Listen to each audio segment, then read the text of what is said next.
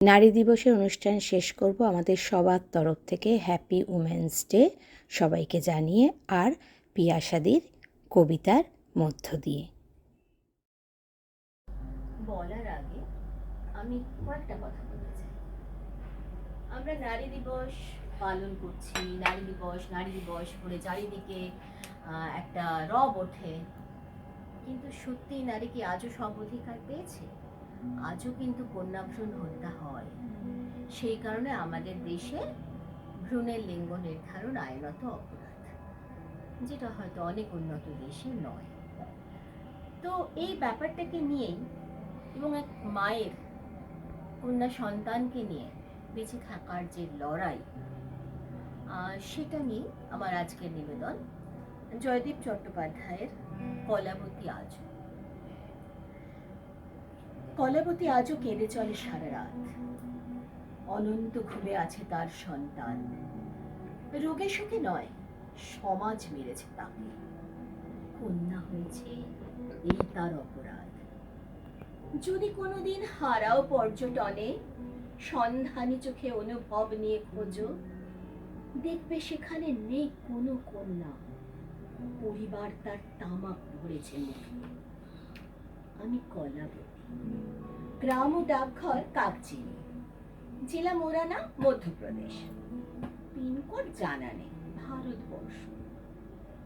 দু চোখে রঙিন স্বপ্ন নিয়ে গ্রামের আর 5টা মেয়ের মতোই আমারও জীবন শুরু। শরীরে বসন্তের শিহরণ বোঝার আগেই ঠিকানা বদল, একান্নবর্তী ঘর সংসার, নতুন জীবন, নতুন আশা। ধীরে ধীরে বুঝলাম ভাগ্যলিপি সরল রেখা বরাবর শুধু নীরবে হেঁটে চলা। একদিন নির্মম জগৎ ডালপালা নিয়ে ঘিরে ধরলো আমার অস্তিত্ব, স্বপ্ন। একে একে আমার 9টি কন্যা সন্তান আমারই চোখের সামনে নিভিয়ে দিল আমারই পরিবার। ছেলের বিয়ে দিলে অন্তত 1 লক্ষ টাকা, 1 কেজি সোনা, নানান যৌতুক পাওয়া যায়, কিন্তু মেয়ে হলে তাই এখানে প্রতিদিন মাকে দেখতে হয় কন্যা শিশুর নির্মম হত্যাকাণ্ড। নিস্তব্ধ প্রতি রাতে এখানকার রুক্ষ মাটিতে নেমে আসে ঝরে পড়া কুড়ির নীরব দীর্ঘশ্বাস। আমার 10ম গর্ভের কন্যা রূপবতীকেও ওরা হত্যা করতে চেয়েছিল।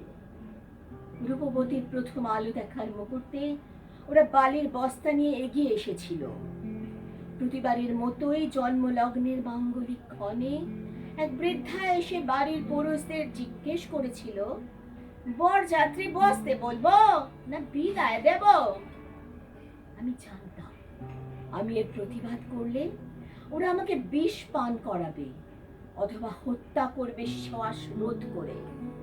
সবাই জানবে আমি কুলোটা, স্বেচ্ছায় পাপ ঢাকতে আত্মঘাতী হয়েছি। সদ্যজাত শিশু কন্যাকে বুকে নিয়ে আমি পালিয়ে এসেছিলাম। নতুন ভোরের স্বপ্নে অনিশ্চিত জীবনকে বরণ করেছিলাম স্বেচ্ছায়। এখনো সেই বৃদ্ধার কর্কশ কণ্ঠস্বর প্রতি রাতে দুঃস্বপ্ন হয়ে তাড়া করে আমাকে। ভাবতে অবাক লাগে, এই আমি একদিন পরিবারের মঙ্গল কামনায় সকাল সন্ধে গৃহদেবতার বন্দনা করেছি, প্রাণপাত করেছি পরিবারের সবার মুখে হাসি ফোটাতে। বিষণ্ণতার আলো গায়ে মেখে আজ আমি নিদ্রাহীন, অবাক বিস্ময়ে তাকিয়ে নতুন ভোরের দিকে। দু চোখের প্লাবন সরিয়ে আজও আমি স্বপ্ন দেখি, একদিন ঘরে ঘরে জ্বলে উঠবে আলো, অভিশাপ ভেঙে বেরিয়ে আসবে আমাদের সমাজ, থেমে যাবে ঝরা বকুলের শতাব্দী হাহাকার। তখন আমিও হয়তো কোনোদিন অন্ধকার রাতে তারা হয়ে দু চোখ ভরে দেখব আমার গ্রাম, প্রিয় জন্মভূমি। হয়তো সেদিন আমার সুখ বৃষ্টি হয়ে ঝরে পড়বে নীরবে ভালোবাসার ঠিকানায়। অনাদরে, অভিশাপে বলি দেওয়া শিশুকন্যার সমাধির পাশে। শত কলাবে তুই আজও কাঁদে সারা রাত, রাতের তারারা বিস্ময় চোখে হিম, ভ্রূণ হত্যায় বাতাস যেখানে ভারী, প্রগতি এখানে নিষ্ক্রিয় নামালোক। মৃত্যুর সাথে এসেছিল রূপবতী, কলাবতী তাকে দিয়েছে নতুন প্রাণ, নিয়েছে সে আজ আলো জ্বালাবার ব্রত, ঘোচাবে সে আজ নিকষ অন্ধকার, ঘোচাবে সে আজ নিকষ অন্ধকার। একটু আগে আমাদের নারী দিবসের অনুষ্ঠান এখানেই যে আমরা শেষ সমাজের করছি। কথা বলেছি, সেই সমাজেরই কিন্তু প্রতিনিধি এরা। এদের লড়াইটাই আমাদের।